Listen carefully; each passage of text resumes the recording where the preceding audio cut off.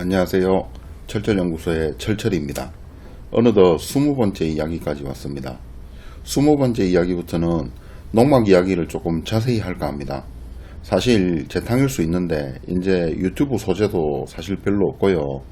좀 재밌는 컨텐츠 만들 때까지는 조금 우려먹겠습니다. 오늘은 구독자 여러분들께서 많이 문의 주셨던 농막 기초에 대한 이야기를 조금 할까 합니다. 농막은 아시다시피 콘크리트 기초를 할 수가 없습니다. 그 자체가 가설물이고 가설물은 언제든 철거가 가능해야 되니까요. 그래서 일종의 점기초라 불리는 기초석, 우리말로 주춧돌을 놓고 그 위에 컨테이너나 판넬 같은 농막을 놓게 됩니다. 가장 좋은 것은 자기 스스로 하는 것도 좋지만 전문가에게 맡기는 것이 가장 현명한 방법입니다. 새 농막을 구입할 때 설치를 해달라 의뢰를 하고 그에 맞는 비용을 지불하는 것이 가장 간단하고 속 시끄러운 일이 없을 겁니다. 그런데 중고 농막을 구입하거나 농막을 통째로 옮길 일이 생기거나 심지어 업체에서 설치는 안 해준다거나 하는 일들이 생길 수 있습니다. 이런 경우를 대비해서 이 영상을 준비해 보았습니다. 농막을 놓을 계획이 있으신 분들은 끝까지 시청해 주시면 자그마한 도움이 되지 않을까 싶습니다. 우선 저는 이 영상에서 몇 가지 전제를 깔고 시작하겠습니다. 첫 번째, 농막을 놓을 자리는 평탄화가 되어 있다는 것. 두 번째, 농막을 구입할 때 농막 제작 업체에서 설치까지 해주는 경우는 이 영상은 그저 재미로만 봐주셔도 될 것 같습니다. 세 번째, 컨테이너 형태의 농막을 놓을 때의 기준입니다. 농막 기초를 위한 자재는 많은 재료가 있습니다. 가장 흔한 보도블럭, 가로등 기초석, 화단 경계석, 중량 팔레트, 자동차 휠, 그리고 여러가지 다양한 거푸집을 이용한 자작 방법들이 있습니다. 무엇이든 농막을 받칠 수 있고 농막의 무게를 이길 수 있는 재료면 가능하리라 저는 생각이 듭니다. 이런 다양한 재료들 중 최우선적으로 알아야 될 것이 농막 바닥의 접촉면이 어떤 형태인지 알아야 될 것입니다. 일반적인 컨테이너 바닥은 이렇게 생겼습니다. 컨테이너 하부의 철판은 생각보다 얇습니다. 이 경우에는 어떤 걸 놔도 사실 가능할 것입니다. 또 다른 경우는 바닥이 아연각관 같은 걸로 되어 있는 경우도 있습니다. 아연각관의 경우에 폭이 몇 밀리인지를 알아야 되겠고 그 폭보다는 접촉면이 넓은 자재를 사용하는 것이 좋겠습니다. 이제 다양한 재료들을 한번 알아보도록 하겠습니다. 보도블럭은 가장 흔하게 구할 수 있습니다. 가격도 싸고요. 30cm 한 장에 3,000원 내외로 구할 수 있습니다.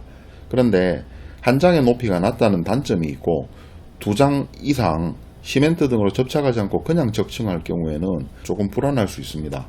농막의 높이를 좀 높이시겠다 하는 분들은 사실 좀 별로일 수 있습니다. 가로등 기초석은 보시다시피 다양한 사이즈가 있고 높이 자체가 보도블럭보다는 높습니다. 그런데 기초석 자체가 굉장히 안정적이고 훌륭한 선택이 될 수 있을 겁니다. 그런데 기초석 자체의 무게가 쓸만한 거는 한 100kg 가까이 되기 때문에 사람이 못 듭니다.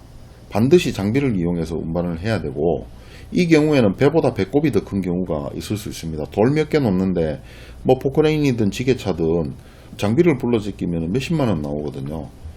그 다음은 화단 경계석입니다. 화단 경계석은 가로 접촉면이 넓기 때문에 농막 자체를 안정적으로 지지할 수 있습니다.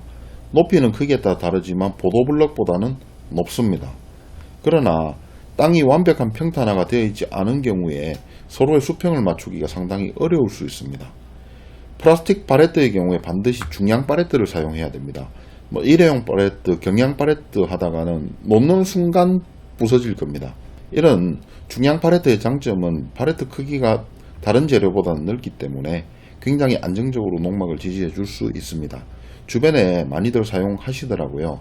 그런데 시간이 갈수록 직사광선을 받게 되고 이 경우에는 아무리 경화된 플라스틱이라 하더라도 노화가 진행될 수 있고 비 오고 강풍 불고 하면 농막이 밀린다는 이야기도 들었습니다. 충분히 그럴 수 있겠다는 생각이 듭니다.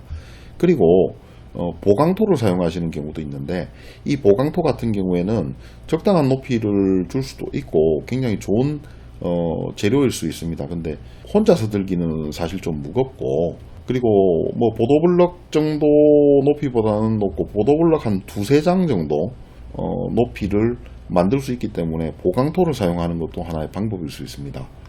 마지막으로 자동차 휠을 사용하는 것도 봤습니다.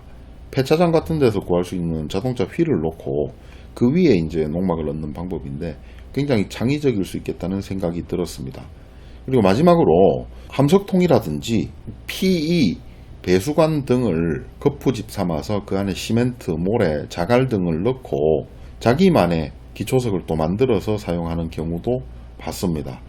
오늘은 농막 기초를 위한 여러가지 자재들의 장단점을 한번 여러분께 알려드려 봤습니다. 그 다음 이야기는 이제 농막 수평 잡는 법에 대해서 제가 알려드리도록 하겠습니다. 시청해 주셔서 감사합니다.